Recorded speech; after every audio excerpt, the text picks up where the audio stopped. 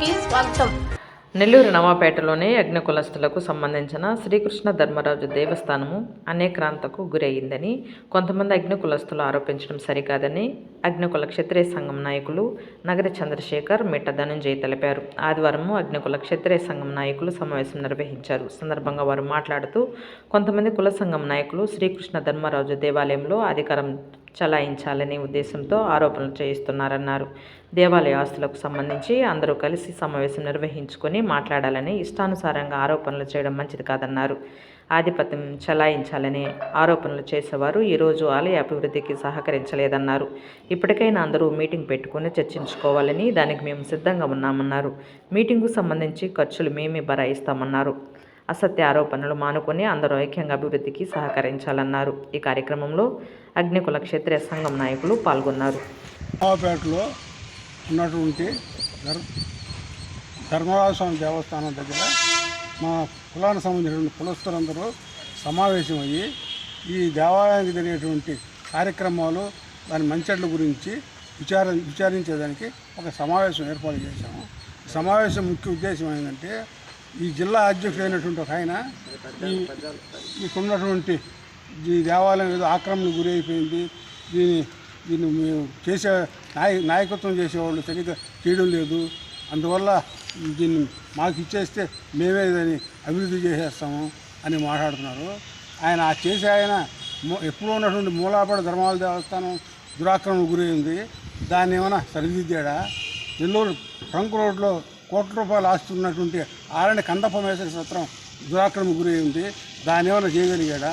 నెల్లూరు గూడూరులో ఉన్నటువంటి శ్రీకృష్ణ ధర్మరాజ స్వామి దేవస్థానం దురాక్రమణకు గురైంది, దాన్ని ఏమైనా చేయగలిగాడా? ఇవన్నీ చేసి ఉంటే ఇవి కూడా చేయగలరని మేము నమ్ముకుంటాము.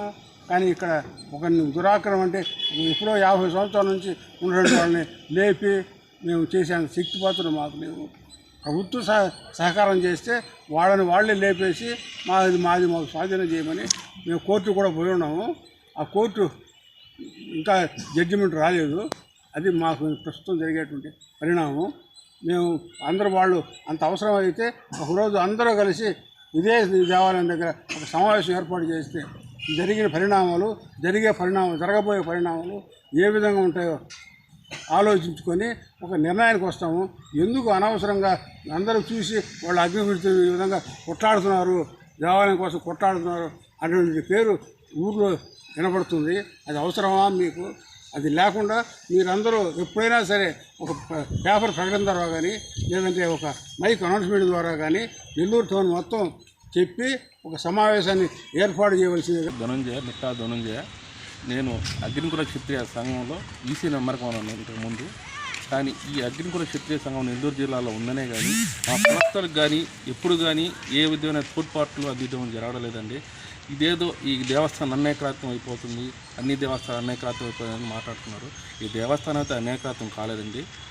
తర్వాత మూలాపేట దేవస్థానం ఉంది, ఆరణ కందప సత్రం ఉంది, తర్వాత గూడూరులో ధర్మస్వామి దేవస్థానం ఉంది. ఇవి కూడా అనేకరాత్రం అండి. ముందు వాటి ద్వారా పరిష్కరించుకొని ఇక్కడికి రావాల్సిన కోరుతున్నాము. ఇక్కడ ఉండే నాయకులు అందరూ కుల పెద్దలు అందరూ ఉన్నారు. వీళ్ళందరూ అందరూ కలిసి కట్టుకొని పని చేసుకోవాల్సిందిగా, ఈ గుడి డెవలప్ చేయాల్సిందిగా మేము ముందు కోరుకుంటామండి. అదేవిధంగా ఈ అగ్నికుల క్షత్రియ సంఘం ఎప్పుడో 89లో ఏర్పడిందండి. ఇప్పుడు దాకా మీటింగ్ లేదు, జనరల్ బాడీ సమావేశం లేదు, ఓలుకోలే చేసుకుంటారే కానీ ఇక్కడ ఎవరు పిలిచి ఇది నాయకత్వం ఎన్నుకుంటున్నారు, ఎవరు గౌరవాధ్యక్షుగా ఎన్నుకుంటున్నారు, ఎవరు అధ్యక్షుగా ఎన్నుకుంటున్నారు ఇప్పుడు దాకా మాకు తెలియదు. మేము ఈసీలో మెంబర్గా ఉన్నాము, మాకు తెలియదు.